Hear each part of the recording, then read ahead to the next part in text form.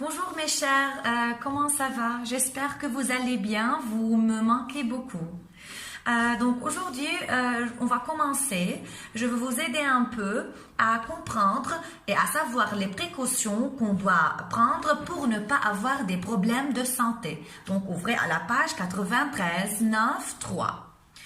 Là, on va savoir l'importance de ces précautions qu'on doit les respecter pour ne pas avoir des problèmes de santé. Et là, on va parler seulement des aliments industrialisés, les aliments déjà préparés, déjà fabriqués à partir des aliments naturels et qui sont conservés dans des boîtes de conserve, dans des boîtes en métal, bouteilles en plastique, sacs en plastique, etc.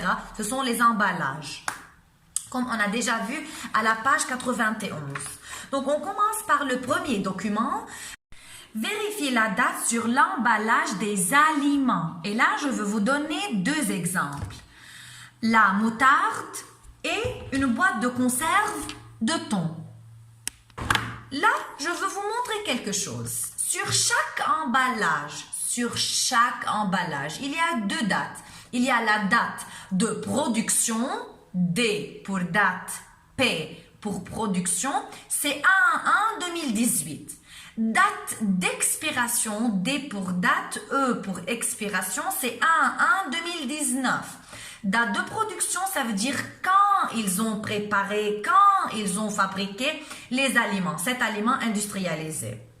Date d'expiration, ça veut dire cette date, c'est très importante car on ne doit pas consommer cet aliment si après cette date d'expiration. Je vous donne un exemple. Par exemple, ça, c'est la boîte de conserve de thon. Il y a là deux dates. Date d'expiration, date de production.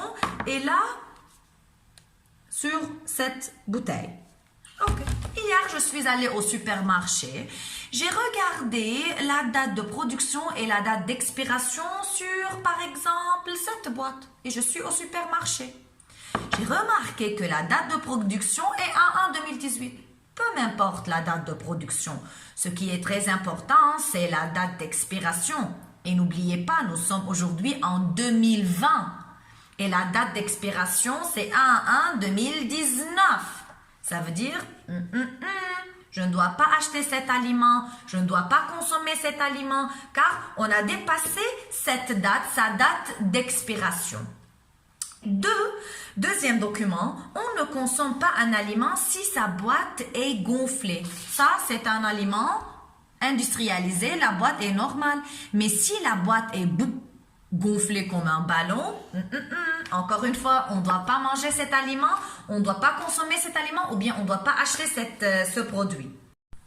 Document 3, ne laisse pas longtemps les aliments hors du réfrigérateur. Et là, surtout, on parle des aliments ou bien les produits laitiers. Par exemple, le lait en liquide ou bien yaourt, labné, fromage, crème fraîche, etc.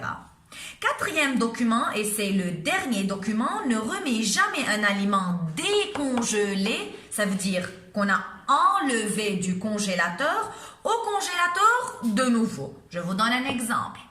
Par exemple, maman a enlevé la boîte du poulet du congélateur. Elle va préparer un repas.